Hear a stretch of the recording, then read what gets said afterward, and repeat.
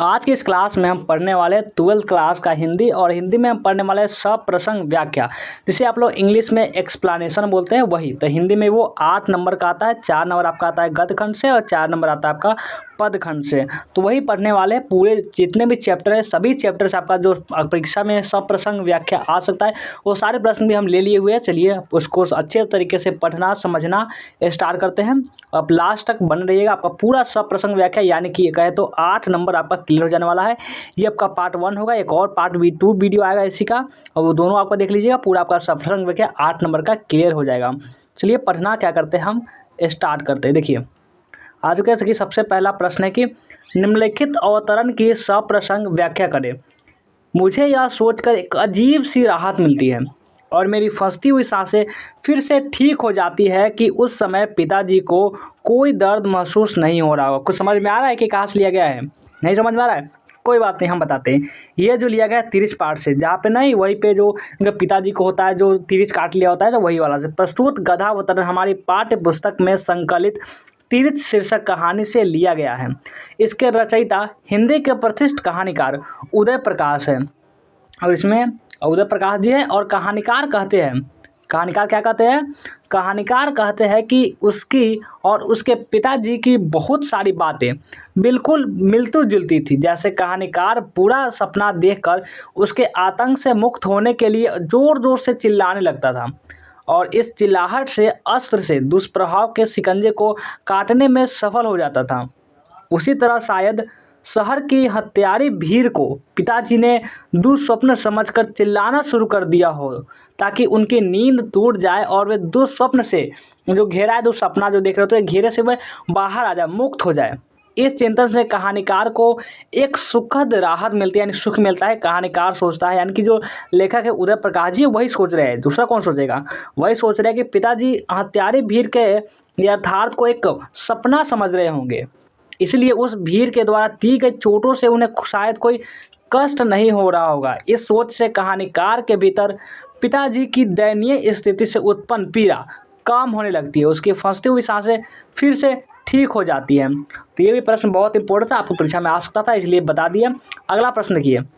अगला प्रश्न है कि जैसे देख सकते हैं, हम तो केवल अपने समय की आवश्यकताओं की उपज है। ये कहाँ से लिया गया है? कुछ समझ में आ रहा है आपको?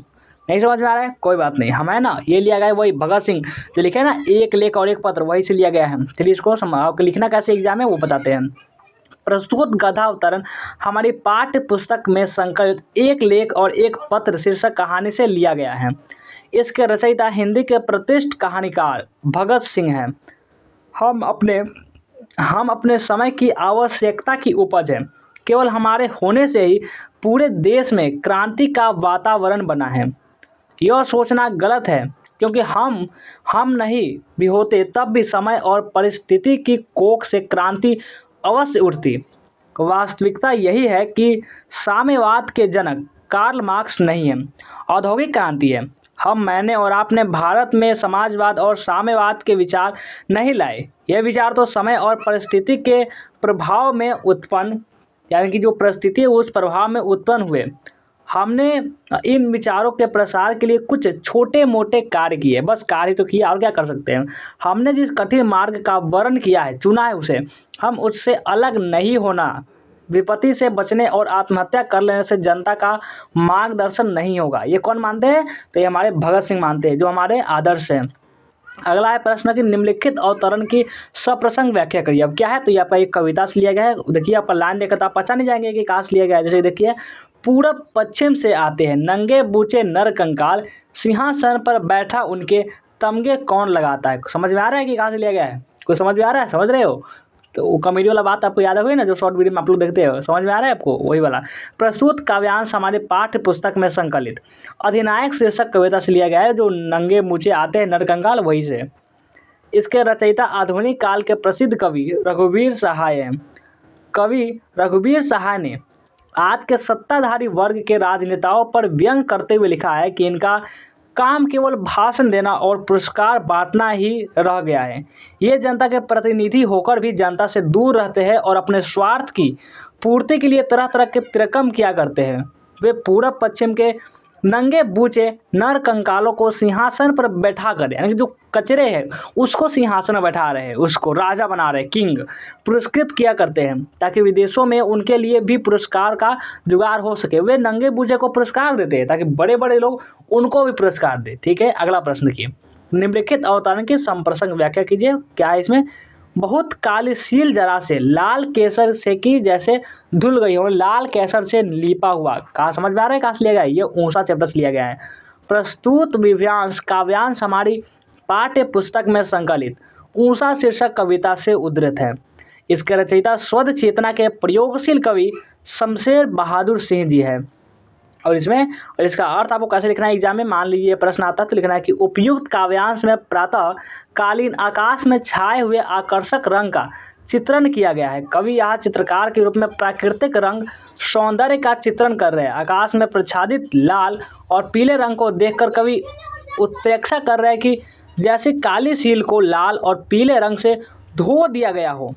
यह अंधकारपूर्ण आकाश की जो उपमा काली सील से दी गई है और उस अंधकार में प्रभात काल में व्याप्त होने वाली लाल एवं पीली किरणों के संबंध में कहा गया है कि मानो उस आकाश रूपी काली सील को सूर्य की प्रच्छन्न किरणों की अरुण नीपा तथा पीले रंग से जैसे धो दिया गया हो। आकाश रूपी काली सील के लाल और पीले रंग से धो दिए जाने के बाद जैसे अंधकार की लालिमा समाप्त हो गई है और वह लाल के केसर के रंग की प्रभा प्रच्छिदित हो गई हो, इस तरह से वह दिख रहा था, यानी कि लग रहा था। ठीक है, अगला प्रश्न देखिए कि अगला प्रश्न क्या करा इसमें? सप्रसंग व्याख्या। मज़ा भी आ रहा होगा, आई होप सो कि आपको भी बहुत आनंद आ रहा होगा। अगला प्रश्न देखिए, निम्नलिखित अवतरण की सप्रसंग व्याख्या कर। जैसे कि प्रत्येक पत्नी अपने पति को बहुत कुछ उसी दृष्टि से देखती है जिस दृष्टि से लता अपने वृक्ष को देखती है। ये कहाँ से लिया गया है? तो आप भी समझ रहे होंगे कि ये लिया गया है अर्धनारीश्वर से। ये आपका कहाँ से लिया गया है? तो ये अर्धनारीश्वर जो आपका चैप्टर है ना, वही से ये लिया गया है। चलिए, इसके लेखक कौन है? तो इसको रामधारी सिद्धिनकर जो हमारे राष्ट्र कवि भी है। प्रस्तुत सागरवित वाक्य हमारे पाठ्य पुस्तक में संकलित अर्धनारीश्वर शीर्षक निबंध से उद्धृत है या फिर लिया गया है। इसके रचयिता राष्ट्र कवि रामधारी सिंह दिनकर हैं। कृषि सभ्यता के आगमन के साथ स्त्री पुरुष के गुणों का बंटवारा हो गया कि तुम ये करोगे मैं ये करूँगा। इस प्रकार से पुरुष का समाज में वर्चस्व स्थापित हुआ। उसने नारी को कोमल गुणों की पुत्रिका बनाई और उसके भीतर उन गुणों के लिए एक मोह पैदा कर दिया। वह अपने पुरुष यानी पति को सहारा देने वाले के रूप में समझी जाने लगी। जैसे कोई वृक्ष लता को सहारा देता है, लता कृतज्ञता के भाव से आत्मविमुख स्थिति में वृक्ष से लिपटी रहती है, ठीक उसी प्रकार समझने लगा है। और उसे यह पता नहीं होता कि वृक्ष इसके लिए उससे क्या कुछ नहीं वसूल लेता। वृक्ष के प्रति लता का समर्पण, उसके संपूर्ण अस्तित्व का समर्पण आज की नारी के लिए अवलंबन प्राप्ति के प्रति इस अकर्मण्य समर्पण भाव का कोई औचित्य नहीं रह गया। आज वह उतनी कमज़ोर नहीं है, वह इतनी कर्मठ और कमन्य हो चुकी है कि अवलंब देने के एवज में उससे इतना कुछ नहीं वसूला जा सकता कि उसके अस्तित्व और स्वतंत्रता पर ही आँच आ जाए। ठीक है, अगला प्रश्न पर आइए। अब हम बढ़ते हैं अगला प्रश्न पर। समझ में आ रहा है ना आपको? कोई दिक्कत नहीं होगा। निम्नलिखित अवतरण की सप्रसंग व्याख्या करें कि कैसी है चंपारण की भूमि? मानव विस्मृत के हाथों अपनी बड़ी से बड़ी विधि को सौंपने के लिए प्रस्तुत करती है। ये कहाँ से लिया गया है? ये लिया गया है ओ सदा नीरा से, जिसके माथुर जी लेखक है। प्रस्तुत पंक्ति हमारे पाठ्य पुस्तक के ओ सदा नीरा, सदा नीरा का मतलब होता है नदी का नाम है, से निर्मित समृद्ध। इसके लेखक जगदीश चंद्र माथुर जी है। कौन इसके लेखक? जगदीश चंद्र माथुर जी है। चंपारण में बापू द्वारा स्थापित आश्रम विद्यालय को देखकर माथुर जी को बड़ा दुख पहुंचा। उसी आश्रम विद्यालय से बापू ने चंपारण वासियों में स्वतंत्रता की चेतना जगाने का प्रयास किया था। वह आज 1962 उपेक्षा का शिकार बना हुआ है। चंपारण के लोगों की मानसिकता पर दुख व्यक्त करते हुए माथुर जी कहते हैं कि उन्हें उस आश्रम को सुरक्षित रखना चाहिए था, क्योंकि वह आश्रम राष्ट्रीय संपत्ति है, इतिहास के एक उज्जवल पृष्ठ का गवाह है। ऐसा लगता है कि चंपारण के लोगों में अपनी राष्ट्रीय और सांस्कृतिक धरोहर के प्रति कोई आस्था और श्रद्धा ही नहीं, जैसे वे अपनी बड़ी से बड़ी निधियों को विस्मृत कर देने में पारंगत हो। राष्ट्रीय धरोहर हमारी प्रेरणा की स्रोत होती है। उन्हें विस्मृत करना अपने अस्तित्व को विस्मृत देने के समान है। विस्मृति हमारे विकलांग मानसिकता को परिचायक है, उसको चलने में सहायता करती है, इस तरह है। और या तो समझ गए। अगला प्रश्न देखिए, ये भी आपका सब प्रसंग व्याख्या का ही चल रहा है और ये आपका कविता से है। कविता से क्या है चलिए पढ़ते हैं कि है नंगे बूचे नर कंकाल सिंहासन पर बैठा, उनके तमगे कौन लगाता है। तमगे कौन लगाता है, चलिए जानते हैं कौन लगाता है। प्रस्तुत गंधांश हमारी पाठ्य पुस्तक में संकलित अधिनायक शीर्षक कविता से लिया गया है। इसके रचयिता आधुनिक काल के प्रसिद्ध कवि रघुवीर सहाय जी है। और कवि रघुवीर सहाय ने आज के सत्ताधारी जो वर्ग के राजनेताओं पर व्यंग करते हुए लिखा है कि इनका काम केवल भाषण देना और पुरस्कार बांटना ही रह गया है। ये जनता के प्रतिनिधि होकर भी, जनता यानी जनता के रिप्रेजेंटेटिव होकर भी ये जनता के दूर रहते हैं और अपने स्वार्थ की पूर्ति के लिए तरह तरह की तिरकिम किया करते हैं। वे पूर्व पश्चिम के नंगे बूचे नरकंकालों को सिंहासन में बैठाकर पुरस्कृत किया करते हैं ताकि विदेशों के लिए उन्हें भी पुरस्कार का जुगाड़ हो सके। यानी कि इतने स्वार्थी लोग हैं, इतने सेल्फिश है। अगला प्रश्न देखिए, अगला प्रश्न है निम्नलिखित अवतरण की संप्रसंग व्याख्या करें। ये क्या है कि फिर भी रोता ही रहता है, नहीं मानता है मन मेरा, बड़ा जटिल निरस लगता है। ये कहाँ से लिया गया है बताइए, कमेंट में बताइए, कमेंट में कहाँ से लिया गया है। ये लिया गया है आपका पुत्र वियोग जो है ना, वही से। अगला प्रश्न, प्रस्तुत काव्यात्रण हमारी पाठ्य पुस्तक में संकलित पुत्र वियोग शीर्षक कविता से लिया गया है या फिर उद्धृत है। यह कविता सुभद्रा कुमारी चौहान के प्रतिनिधि काव्य संकलन मुकुल से ली गई है। सुभद्रा कुमारी चौहान पुत्र वियोग में तड़पते हुए कहती है कि आज सारी दिशाएं, 10 दिशाएं की बात हो रही है, संपन्न है, प्रसन्न है और विश्व में सर्वस्व उल्लास ही उल्लास है। सर्वत्र प्रच्छादित इस प्रसन्नता और उल्लास के वातावरण में ही विपन्न, उदास और उल्लास विहीन हूँ। मेरा खिलौना मुझसे दूर चला गया है, उसके अभाव में मेरी चारों तरफ छाए उल्लास का कोई अर्थ नहीं है। सुभद्रा कुमारी चौहान को अपना नीरस, जटिल और सुना क्या लग रहा है, क्या आखिर सुना लग रहा है, तो इसके बारे में तो यही आपको समझ गए, पुत्र वियोग चैप्टर से लिया गया है। अगला देखिए, और एग्जाम में भी आएगा तो आपको उसी तरह से लिखना है। अगला प्रश्न है कि निम्नलिखित अवतरण की संप्रसंग व्याख्या करें कि कितने क्रूर समाज में रह रहे हैं हम, जहाँ श्रम का कोई मोल नहीं बल्कि निर्धनता को बरकरार, यानी कि सभी के पास स्थिर रखने का एक षड्यंत्र ही था। ये सब कहाँ से लिया गया है, समझ में आ रहा होगा ये आपको, ये जूठन से लिया गया है। प्रस्तुत गद्यांश सुप्रसिद्ध दलित आंदोलन के नामों से लेखक ओम प्रकाश वाल्मीकि रचित आत्मकथात्मक जूठन शीर्षक से लिया गया है। प्रस्तुत गद्यांश के माध्यम से लेखक ने समाज की विद्रूपताओं पर कटाक्ष किया है। लेखक के परिवार द्वारा श्रमसाध्य कर्म किए जाने के बावजूद 2 जून की रोटी भी नसीब नहीं रहती, 2 दिन की रोटी भी नसीब नहीं होती है। रोटी की बात कौन करे, जूठन नसीब होना भी कम मुश्किल न था। विद्यालय का हेड मास्टर चूहरे का बेटा लेखक, इसलिए पत्तलों का जूठन ही उसका निवाला था, यानी कि चूहरों का बेटा कहा जाता था। लेखक अपनी आत्मकथा में समाज की क्रूरता को दिखाता है कि समाज कितना क्रूर है, हम कैसे समाज में पहले हमारे पढ़ाई लिखा कैसे हुई उसके बारे में बताते हैं। हमारे लिए मोटिवेशन का काम करते, प्रेरणा का काम करने वाले हैं ये। अगला प्रश्न, निम्नलिखित अवतरण की संप्रसंग व्याख्या करें कि वसुंधरा भोगी मानव और धर्माध मानव एक ही सिक्के के 2 पहलू है। सिर्फ एक ही सिक्का है और उसके 2 पहलू है। प्रस्तुत गद्यांश और सदानीरा पाठ से लिया गया है। एक तरफ मनुष्य जंगल काटे जा रहा है, उसको पूरा एकदम खत्म किए जा रहे हैं। कोई चौकी बनवा रहा है, पेड़ बनवा रहा है, लकड़ी बहुत चीज़ बनवा रहा है, खेतों को, पशु पक्षियों आदि को नष्ट कर रहा है, नदियों पर बांध बनाकर उसे नष्ट कर रहा है। तो दूसरी ओर धर्मार्थ मानव गंगा को मैया कहता है, पर अपने घर की नाली, कूड़ा करवट, पूजन सामग्री जो प्रदूषण ही फैलाते हैं गंगा नदी में प्रवाहित करता है। इस प्रकार दोनों इस प्रकृति को नष्ट करने में लगे हुए हैं और कहा जा सकता है कि वसुंधरा भोगी मानव और धर्मार्थ मानव एक ही सिक्के के 2 पहलू है। दोनों एक ही है लेकिन सिर्फ 2 सिक्कों को, जिस प्रकार हेड और टेल होता है ना, 2 पहलू, सिर्फ उसी प्रकार से। अगला प्रश्न देखिए, ये भी संप्रसंग व्याख्या का है कि निम्नलिखित अवतरण की संप्रसंग व्याख्या करें। आज दिशाएं भी हंसती है उल्लास विश्व पर छाया, मेरा खोया हुआ खिलौना अब तक मेरे पास ना आया। ये लिया गया है वही पुत्र वियोग, जो सुभद्रा कुमार चौहान बहुत इमोशनल है, बहुत भावुक है और लिख रहे अपने पुत्र की वियोग में दुखी भी है, बहुत सैड है और इसी चैप्टर को लिखी है उस समय। तो इसमें बता रहा है कि उसका पुत्र का असमय मृत्यु हो चुका है। उसके शोक में वो बोलती है कि सारे दिशाएं आज मुझ पर हंस रही है क्योंकि मेरा पुत्र की असमय मृत्यु हो गई। इस बात पर प्रस्तुत पंक्ति सुभद्रा कुमार चौहान की कविता शोक गीत पुत्र वियोग से ली गई है। इन पंक्तियों में कवित्री की असीम पुत्र प्रेम की व्यंजना हुई है। कवित्री का पुत्र असमय उससे बिछड़ जाता है और प्रेम है उससे बिछड़े हुए पुत्र के वियोग को व्यंजना इन व्यक्तियों के माध्यम से हुई है। कवित्री का पुत्र इतना प्रगाढ़ है कि वह पुत्र की प्राप्ति के लिए मन्नतें तो मांगती है पर मांगा हुआ पुत्र असमय मृत्यु को प्राप्त होता है। कवित्री का हृदय इस दुख को सहन नहीं कर पाता है। वह कहती है आज पूरे विश्व में उल्लास खुशी व हर्ष का वातावरण है, लेकिन मेरे लिए नहीं है। मेरे लिए तो मैं दुख ही दुख है। ठीक है, अगला है कि निम्नलिखित वातावरण पर सप्रसंग व्याख्या करें।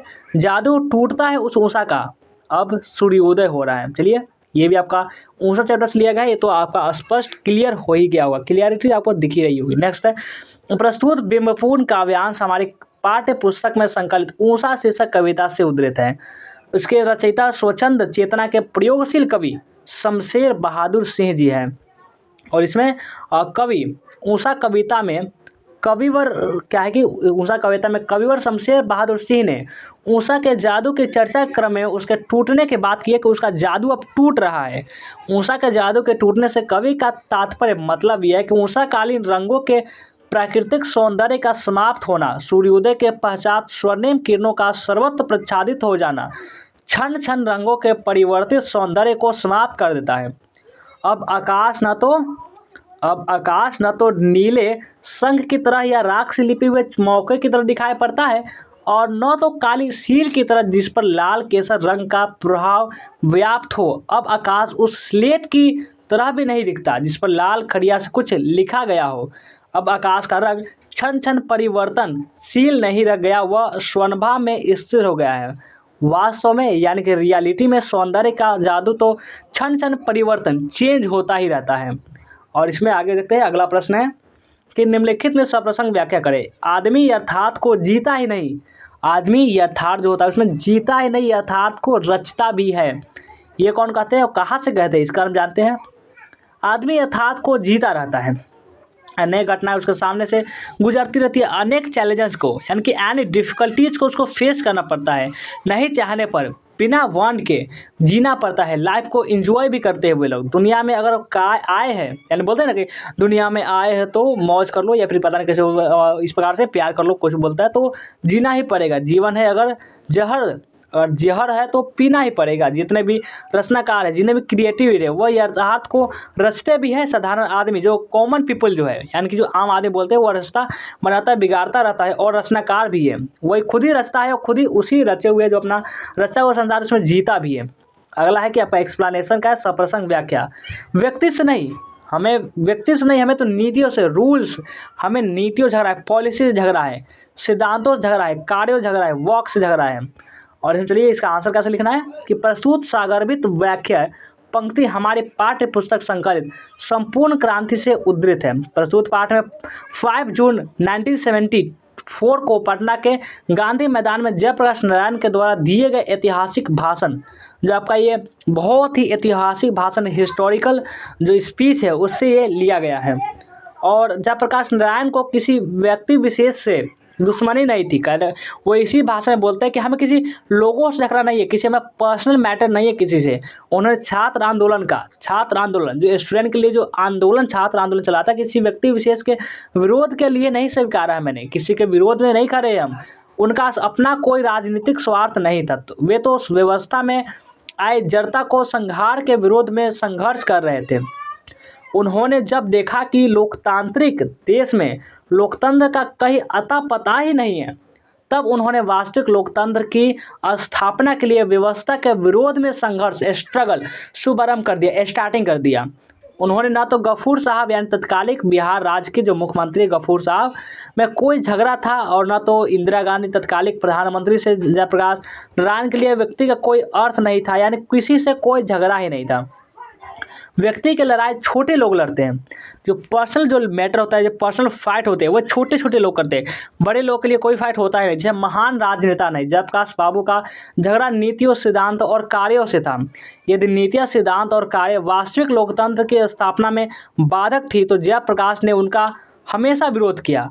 1974 का छात्र आंदोलन, 1974 का जो छात्र आंदोलन था, और उसमें क्या हुआ था कि जन आंदोलन व्यवस्था की गलत नीतियों, गलत सिद्धांतों, गलत योजनाओं तथा गलत कार्यों की प्रतिक्रिया में ही छिड़ा था, जिसका नेतृत्व लोकनायक जयप्रकाश नारायण ने अपने कंधों पर लिया था। जयप्रकाश जी ने अपने भाषण में यह स्पष्ट कर दिया है कि व्यक्ति कितना भी महान या बड़ा क्यों ना हो, यदि वह गलत नीतियों और गलत सिद्धांतों का पालन करता है तो उसका अवश्य विरोध करेंगे। बड़ा से बड़ा व्यक्ति भी यदि लोकतंत्र के विरुद्ध कार्य और आचरण करता है तो जयप्रकाश बाबू उसके विरोध में अवश्य खड़े होंगे, जरूर खड़े होंगे, उनसे जरूर लड़ेंगे।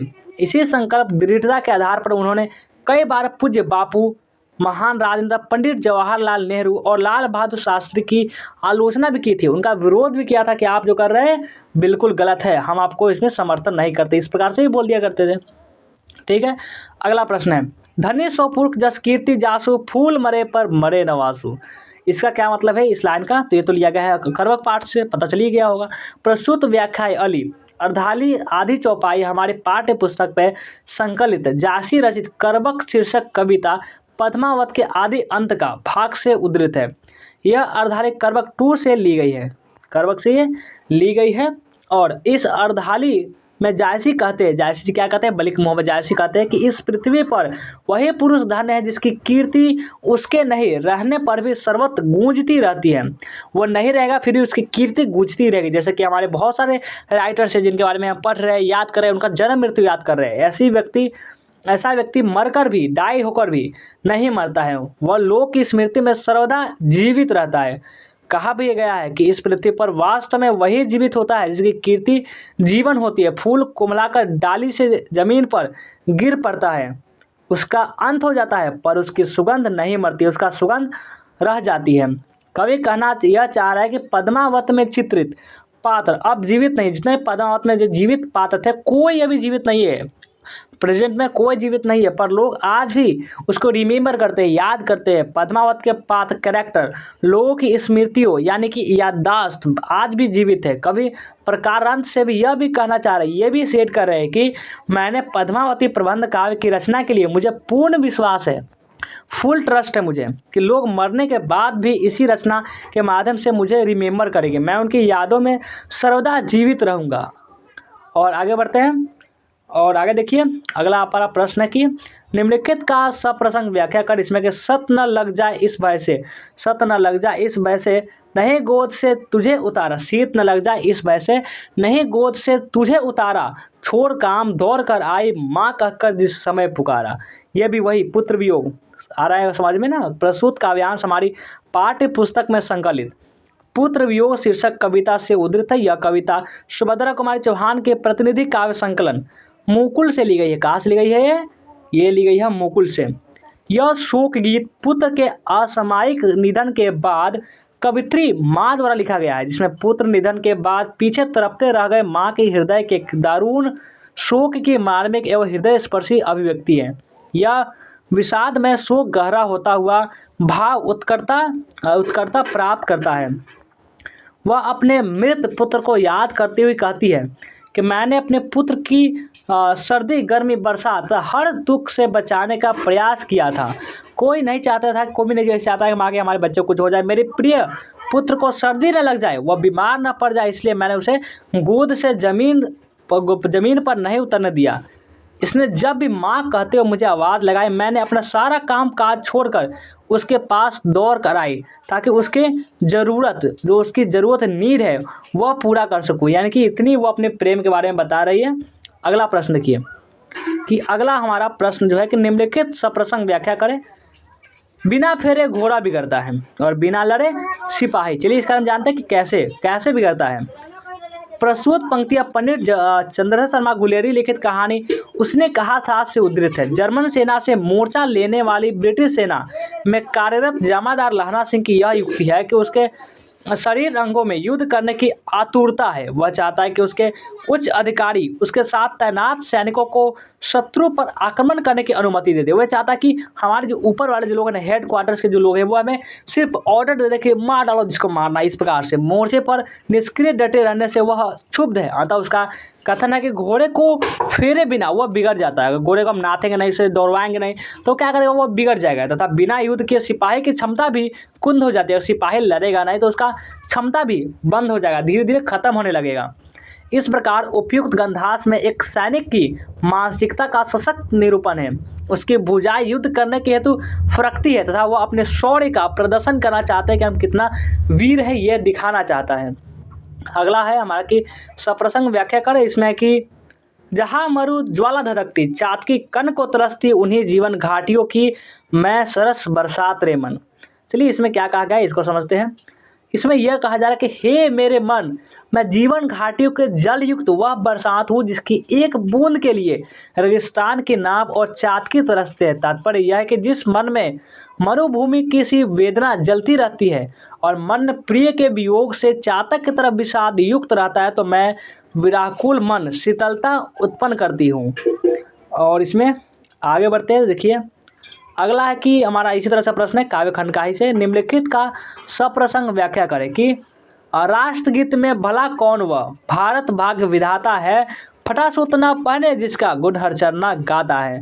तो ये कहाँ से लिया गया है, चलिए पढ़ते हैं। प्रस्तुत पंक्तियाँ छायावादी कवि जयशंकर प्रसाद कृत कामायनी महाकाव्य के तुमुल कोलाहल कला में से उद्धृत है। इसमें कवि का कहना है कि भारत का भाग्य विधाता राष्ट्रगीत गाने वाला नहीं है, राष्ट्रगीत गाने वाला हरगिज नहीं है। वे गरीब किसान है जो फटे हाल रहकर भी भारत की जनता का रोटी प्रदान करते हैं, यानी कि भारत की जनता को रोटी प्रदान करते हैं, उसको खाना देते हैं, उसके बारे में बात हो रही है।